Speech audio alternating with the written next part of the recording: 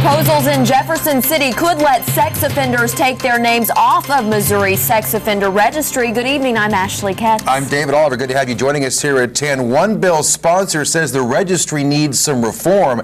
New at 10 tonight, Kevin Schwaller talked to the family of a sex abuse victim who says these bills are a bad idea. State Representative Don Phillips says if his bill passes, more than 1,100 Missourians would be eligible to take their names off of the sex offender registry. He says some people simply don't belong on that list. He gave an example of someone who may be charged after relieving themselves on the side of the road.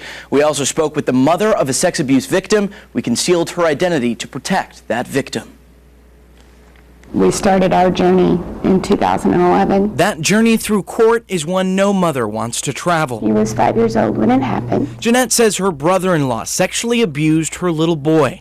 It took her son years of growing to admit what happened. The 10 years that he kept in silence and what had happened to him, no amount of jail time would have made that up. Now Jeanette wants to be sure the man who pleaded guilty to sexual misconduct won't get a chance to leave this map and the sex offender registry. Well, we're in desperate need of reforming our sex offender registry. We've got hundreds and hundreds of people that don't belong on there. State Representative Don Phillips of Kimberling City is sponsoring a bill in the Missouri House. It would create a tiered system for gauging offenses. Some offenders won't have to register. Others will have to wait 10 or 25 years to try to petition for removal from the registry. The worst offenders generally stay on for life. And so we agreed to a plea deal. Let's go back to Jeanette. She says the time in court wore on the family. They settled with a plea deal, 2 counts of misdemeanor sexual misconduct. She says the original charges were statutory sodomy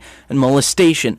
The perpetrator got 2 consecutive 9-month sentences, and now she believes this bill could eventually let him off the registry. The main reason that we wanted to do this was so there couldn't be another hidden monster in a family. All you would have to do is Google his name and see that he was a registered sex offender, and that's what we wanted to make sure didn't happen to another family. If this law passes and solely based on the charges, Jeanette's brother-in-law could petition to be taken off the registry in 10 years.